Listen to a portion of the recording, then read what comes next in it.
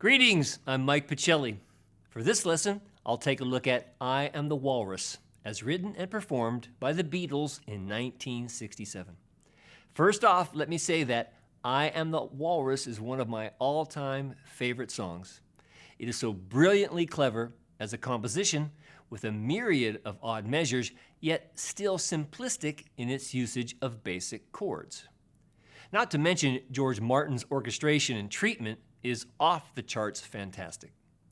John Lennon wrote the song to confuse a teacher who was making his class analyze Beatles lyrics. It was originally 3 different songs, parts borrowed from Lewis Carroll, and also a childhood nursery rhyme. Lennon combined the 3 ideas into one song. I Am the Walrus was the first song the Beatles recorded after the death of their manager, Brian Epstein. Engineer Jeff Emmerich said, "I distinctly remember the look of emptiness on all their faces while they were playing I Am the Walrus." It was featured in the film Magical Mystery Tour and was the B-side to the #1 hit, Hello, Goodbye. Now, besides the familiar Beatles guitar, bass, and drums, I Am the Walrus uses electric piano, strings, brass, and woodwinds. Plus, there's a myriad of background vocals and sound effects to create a psychedelic audio journey. The I Am the Walrus sound has been imitated countless times, but in my humble opinion, never equaled. Let's take a look at it. I Am the Walrus is played in standard tuning in the key of A, but the opening section and middle orchestration are in the Lydian mode of B major. It has a distinctively recognizable rhythm pattern of pulsating eighth notes and muting throughout. To get this sound, make your guitar very flat tone-wise and then add just a hint of overdrive. For this lesson, I'll be playing my Epiphone Casino. It's the perfect guitar for all things Beatles, and I just love it. My amp treble is set at 3, and treble, middle, and bass are all at 3 actually. And my overdrive pedal has the drive on 2, the volume at 5, and the tone at 5. Here's my tone.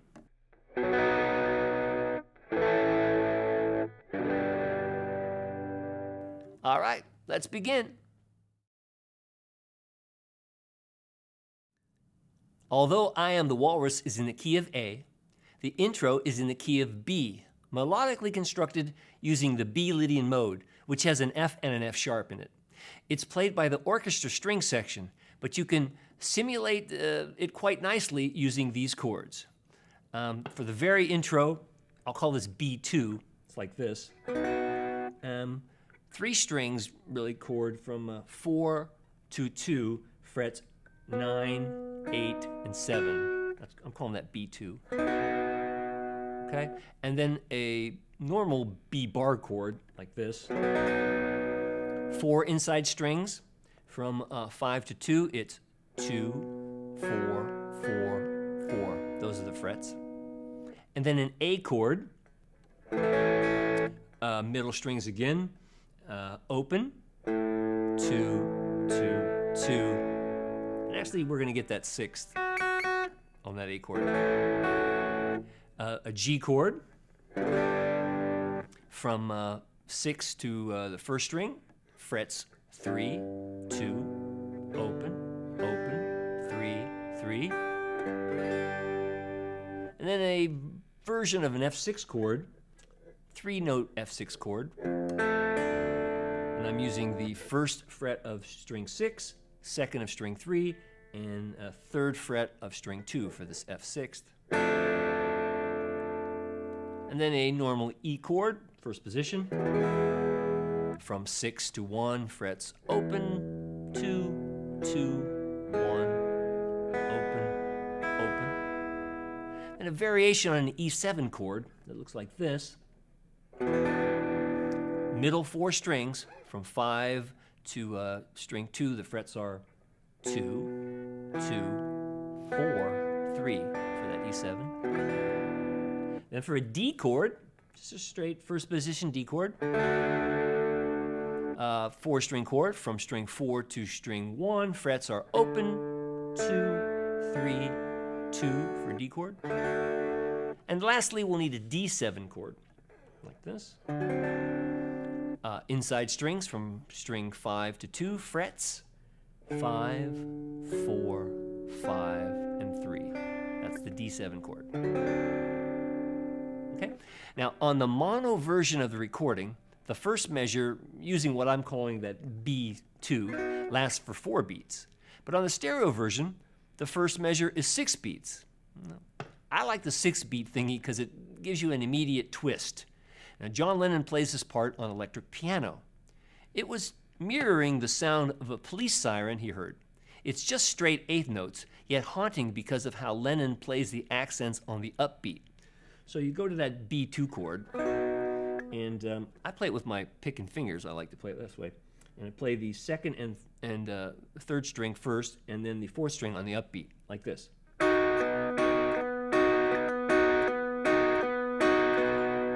Okay?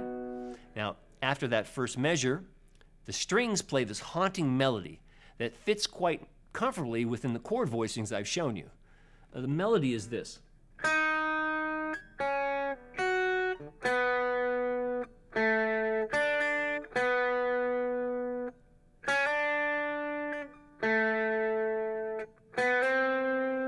But it fits in the chords really good. So I play the first B chord, get the first note. Then I play the A chord, and grab this F sharp on a 2nd fret, 1st string. Makes like an A6 sort of. Then I need a B note, play my G. Right. Then that F6 I showed you.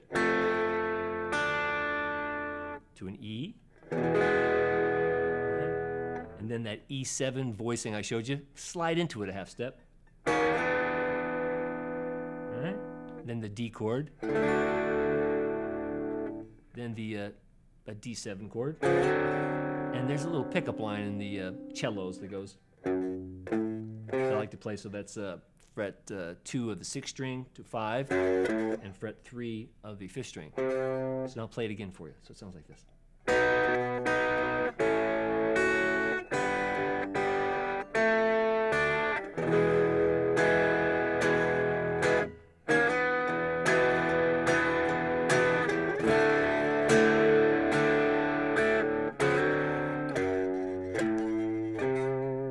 Isn't that wonderful? It still gives me chill bumps when I play it. Now let's do it together, okay? First nice and slow, and then up to speed. 1, 2, 3, go.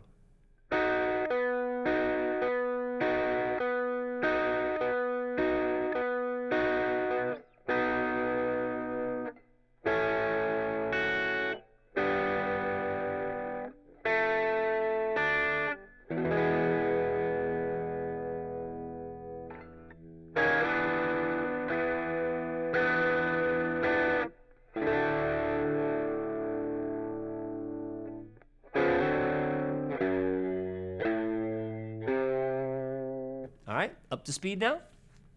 It's not much faster, actually. 1, 2, 3, go.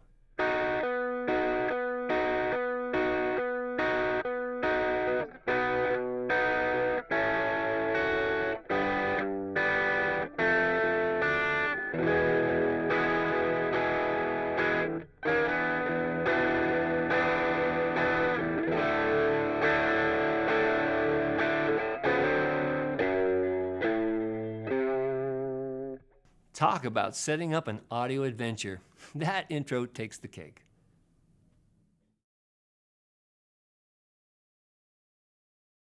Verse 1 is 6 measures long. The genius of John Lennon shines brightly because of the odd meter in the lyrics. Now, here are the new chords. You'll need an A over G. Looks like this. We're muting the 5th string, and 6th string 3, and then from 4 to 2, frets 2. That's A over G. You need a C chord. Inside strings, fret on 5th string, fret 3, 5, 5, 5. Move that up a whole step, you get a D chord.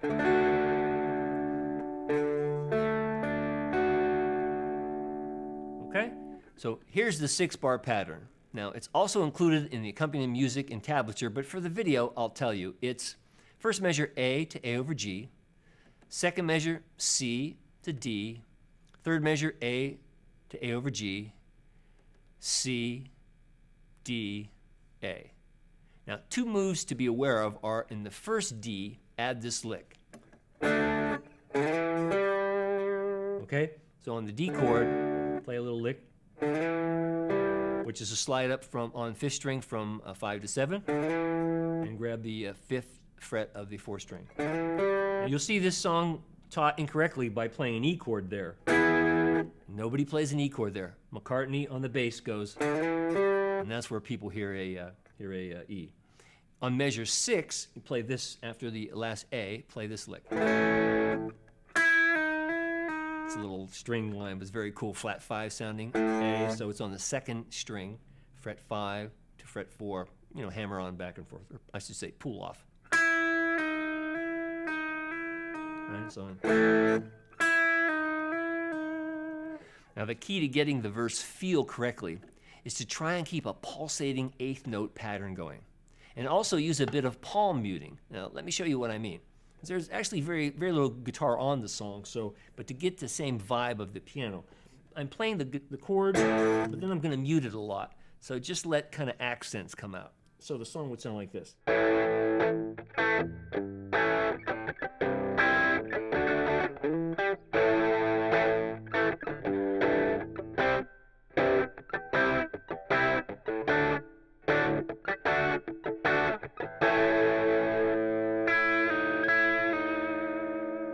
Cool.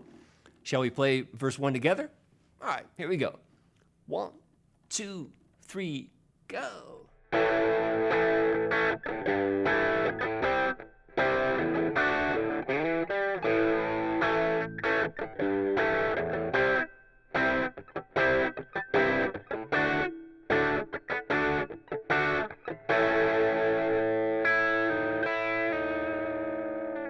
Okay, let's move on. There's a few new chords in verse 2, but it's also 6 measures long. The new chords are F sharp minor, looks like this, 6 string, second fret, mute the 5th string, and then 2nd fret of the 4th, 3rd, and 2nd string for F sharp minor. And I'll get to this later, but this chord is sometimes taught as a D over F sharp, you know, this chord. Like this. But if you listen to the record, and a good hint on how to figure out chords, you'll hear the piano playing that F sharp minor, or that C sharp, which makes an F sharp minor. I guess you could call it a D major 7 over F sharp, but it's easier to just think of it as F sharp minor. Okay? And then you'll need an F chord, kind of a bar F chord, you know, just from the 6th, 5th, and the 4th strings, play 1, 3, 3 for an F. Right? And just move that up 2 frets, and you get a G. Just heavy chords. And then the B7, which for the most part is a 3-note chord in this song, on strings 5, 4, and 3 frets, 2, 4, 2, respectively, for that B7. Now the chord sequence for verse 2 is as follows. A to A over G, F sharp minor to F G, third measure is A over G to an F, and then 2 measures of B7. Now for the B7 chord, let's really mimic the piano. So we'll play the B7 in hard 8th notes, 2 notes on the downbeat and the root of the chord on the upbeat. So it's a 3-note chord, remember? So we'll play the 2nd and the 3rd string first, and then the 5th string on the upbeat, like. Right? 1 and 2 and 3 and. Right? Got it? All right. Let's play verse 2 together. 1, 2, 3, go.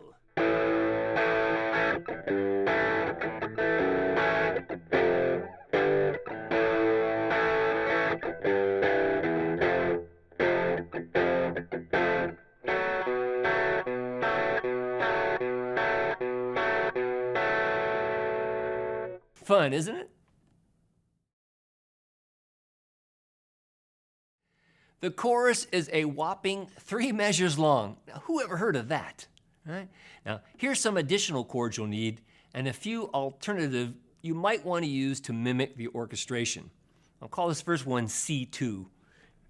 It's four string chord from 6 to 3, frets 3, 3, 2, and open. Okay, I'm calling that C2.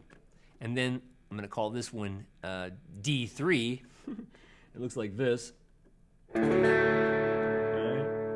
that's, again, 4-note chord from string 6 to 4, frets 5, 5, 4, and 2.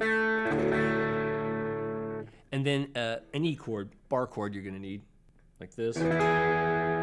So it's an open 6th string, and then from 5th string to 2nd, you go 7, 9, 9, 9 for an E chord. E2, I'm calling that for this lesson. It's just an E bar chord. The chorus chords are basically C to D to E. But on these 3 measures, I've added the additional voicings of the C, D, and E chords to mimic the orchestration when John sings, I Am the Eggman. And my D inversion is one you should get under your fingers because it's nearly never, ever played. So I'm playing it like this. So on the I Am the Eggman.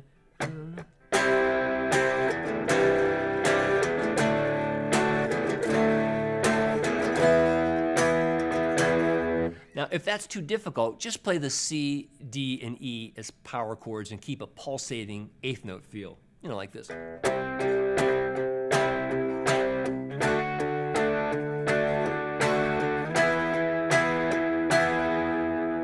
Now, remember to try and also to keep a pulsating 8th note pattern going when using the alternate chord voicings I've shown you. So, try to make it just really move, like, and again, I'm doing palm muting.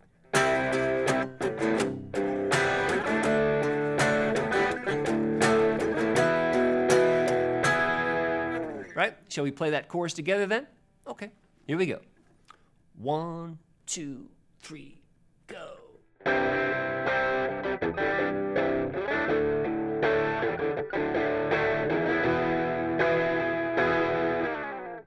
By Jove, I think you've got it.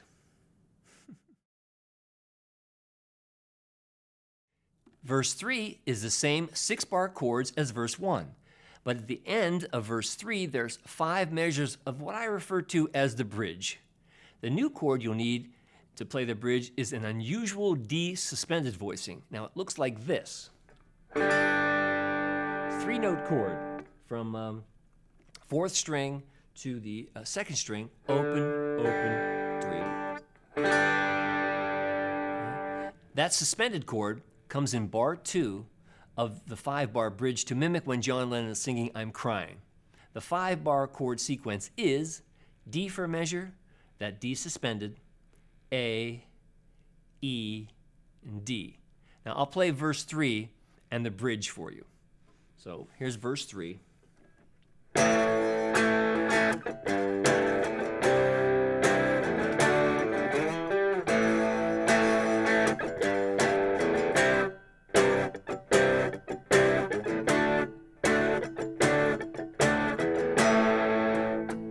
Bridge.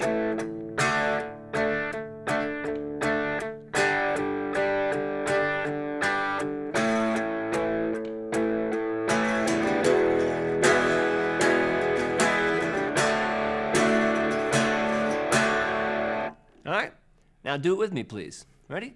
Play verse 3 and then that bridge. Here we go. 1, 2, 3, go.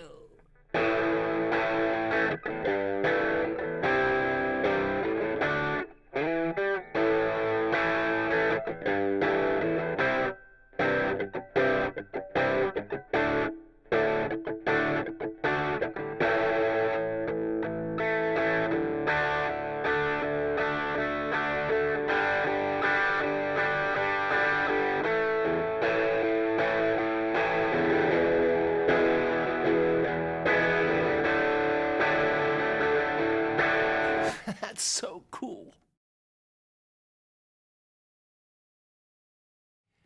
After the bridge, they go straight away into verse 4 and another chorus. Verse 4 is the same chord progression as verse 2.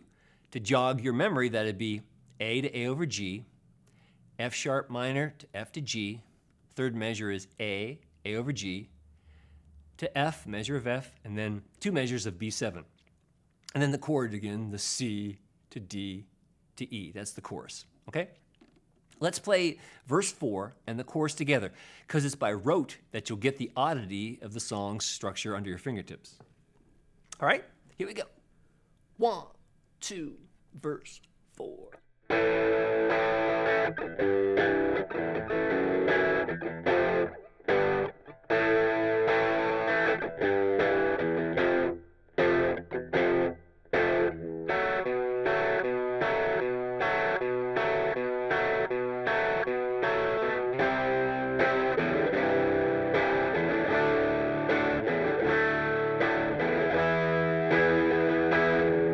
Nicely done. Immediately following the chorus, after verse 4, the band drops out and there's 1 bar of radio noise and static. And after that comes an orchestral interlude of 3 bars. Luckily, it's the same chords as the first 4 bars of the intro, which are B to A, G to F6, and E.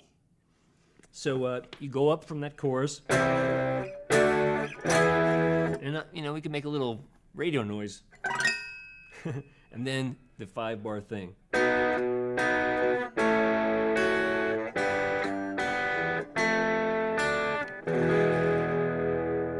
right, and then comes a Beatle middle 8, but it's only 5 measures long. We've covered all the chords, and the sequence is B to A, measure 2, G to F, measure 3, E to F, and then 2 measures of B7. So it sounds like this. That's the part where he sings, "Sitting in an English garden." It sounds like this.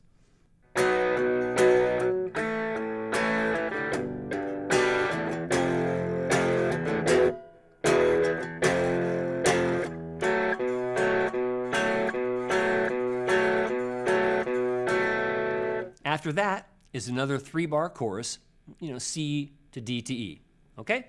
Let's play the interlude, middle 5, and chorus, shall we? All right, here we go. 1, 2, 3, go.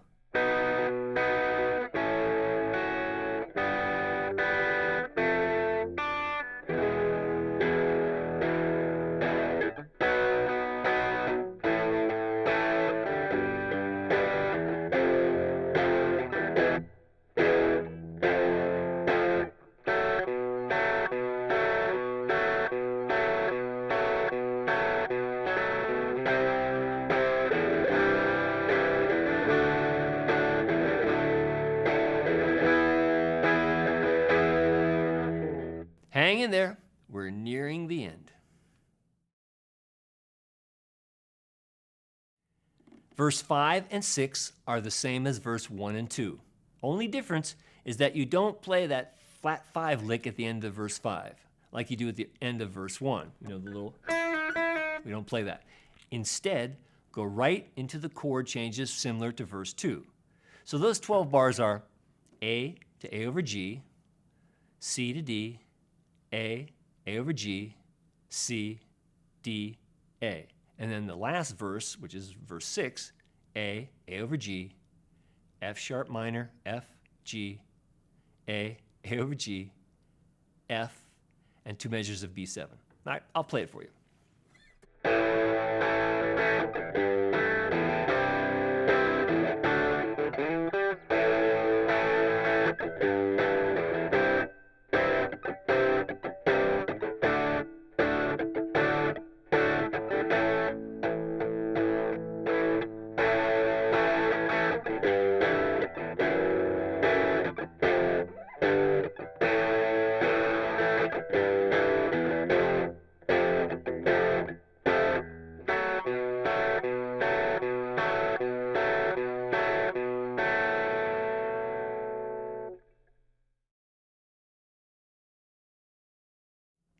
After verse 6 comes another 3-bar chorus, and then a 3-bar turnaround to take you into the fade sequence.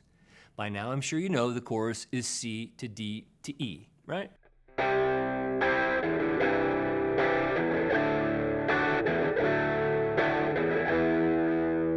Now next come 3 chords to lead into the fade. Those chords are a D to C to B. So here's how it sounds from the chorus to this turnaround.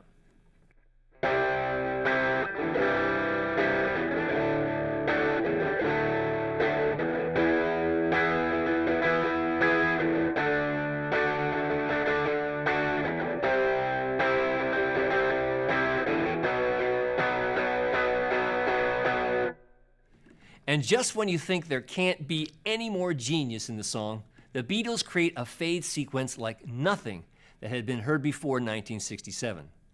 The chords and bass line descend using all the musical letters of the alphabet: A, G, F, E, D, C, B, back to A, descending, while the strings ascend: A, B, C, D, E, F sharp, G. They keep going A. On top of that sequence is a myriad of sound effects and even a random reading of Shakespeare's King Lear that happened to be on the radio when the Beatles were recording. So again, the fade sequence that's repeated over and over again is A to G to F to E to D to C to B to A to G. You understand? I'll play it for you. It's like this.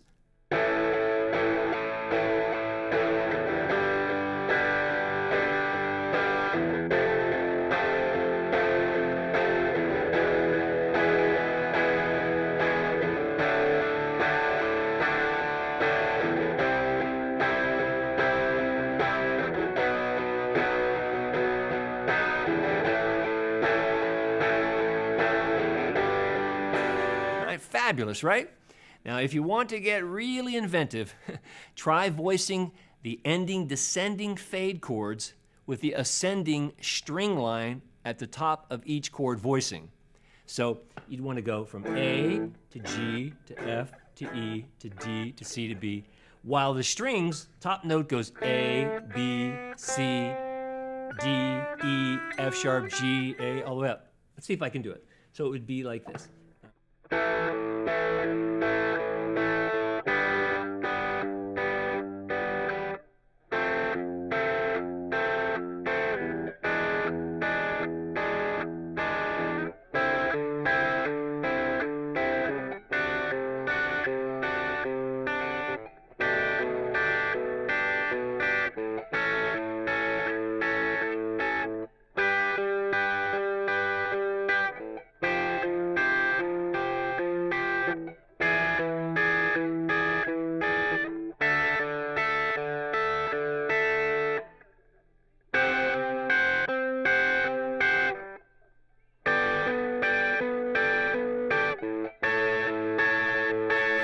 Let's wrap this up. No matter how many times I hear I Am the Walrus, it blows me away. It's so simple and yet so complex. A musical dichotomy like none other I've ever heard in pop music. Even the Beatles never came close to doing anything so groundbreaking as a group or during their solo careers. There certainly hasn't been another band as creative as the Beatles that paved the way for millions of other musicians, and there certainly hasn't been another vibrant music scene like the 1960s.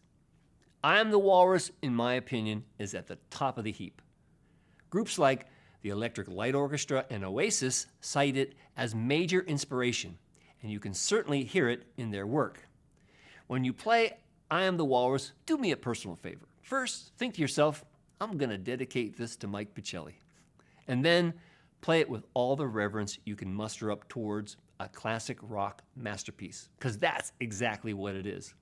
And most importantly, have fun while doing it, because that's what playing the guitar should be all about. I'm now going to play the whole song for you, because it's major fun for me.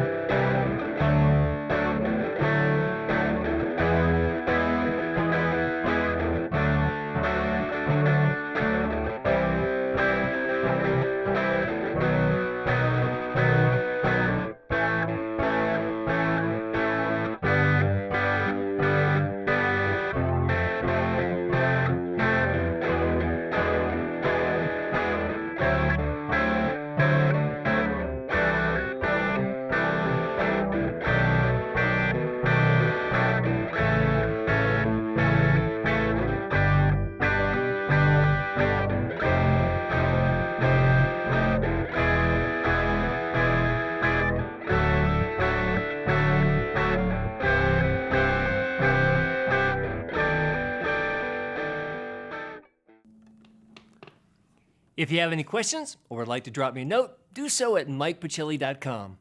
It's always cool to hear from you, and I answer every email. So until next time, I'm Mike Pachelli. Thanks for hanging out with me.